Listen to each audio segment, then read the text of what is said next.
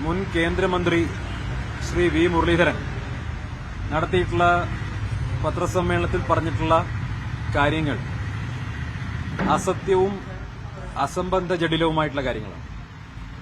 വന്ദേ ഭാരതിന്റെ ഉദ്ഘാടനവുമായി ബന്ധപ്പെട്ട് അദ്ദേഹം ഇന്നലെ പത്രസമ്മേളനത്തിൽ പ്രദർശിപ്പിച്ച അദ്ദേഹത്തിന്റെ ശരീരഭാഷ തന്നെ അദ്ദേഹം വലിയ പ്രതിരോധത്തിലായിരിക്കുന്നു എന്നുള്ളതിന്റെ ഏറ്റവും വലിയ ദൃഷ്ടാന്തമാണ്. വന്ദേ ഭാരതിന്റെ രണ്ടാം ട്രെയിനിന്റെ ഉദ്ഘാടനമാണ് 2023 സെപ്റ്റംബർ മാസത്തിൽ കാസർകോട് വെച്ചുണ്ടായത്.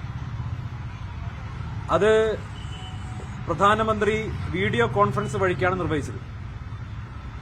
ഒരുപക്ഷെ ഇന്ത്യയിലെ ഒരുപാട് റൂട്ടുകളിൽ വന്ദേ ഭാരത് ഓടിക്കഴിഞ്ഞതിന് ശേഷം കേരളത്തിലെ തന്നെ രണ്ടാമത്തെ വന്ദേ ഭാരത് ട്രെയിൻ മാത്രമാണ് കാസർകോട് എന്നുള്ള ഉദ്ഘാടനം ഉണ്ടായത്.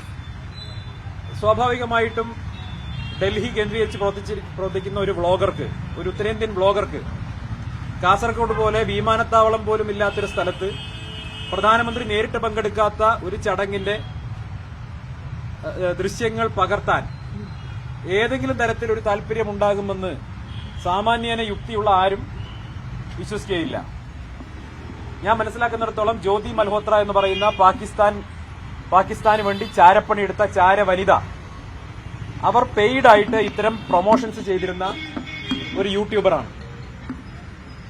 ഈ പരിപാടിക്ക് രണ്ടാം വന്ദേ ഭാരതിന്റെ ഉദ്ഘാടനത്തിന് ജ്യോതി മൽഹോത്രയെ കാസർകോട് എത്തിച്ചത്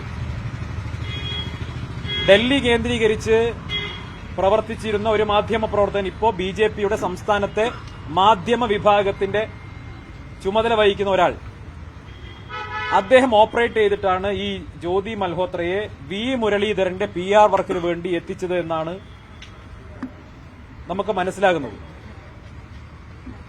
ഇത് സംബന്ധിച്ച് അതല്ലെങ്കിൽ ജ്യോതി മൽഹോത്ര ഇവിടെ എത്തിപ്പെടേണ്ട ഒരു സാഹചര്യവുമില്ല. ഒന്ന്. രണ്ട്, വന്ദേ ഭാരതിന്റെ ഉദ്ഘാടന ഫസ്റ്റ് റണ്ണിൽ റെയിൽവേ ടിക്കറ്റുകൾ ഇഷ്യൂ ചെയ്തിട്ടില്ല. എന്നാൽ വി മുരളീധരൻ എന്താ പറഞ്ഞത്? വി മുരളീധരൻ പറഞ്ഞത്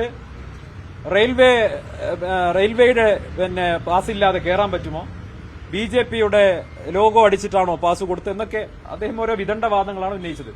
പക്ഷേ മാധ്യമപ്രവർത്തകരായ നിങ്ങൾക്ക് പോലും അറിയുന്നുണ്ടാകും, വന്ദേ ഭാരതിന്റെ ആദ്യ ഉദ്ഘാടന ഓട്ടത്തിൽ, അത് ഒന്നാമത്തേതും രണ്ടാമത്തേതും, അതിൽ BJP സംസ്ഥാന കമ്മിറ്റി ഓഫീസിൽ നിന്നാണ് വന്ദേ ഭാരതിന് വേണ്ട പാസുകൾ കൊടുത്തത്.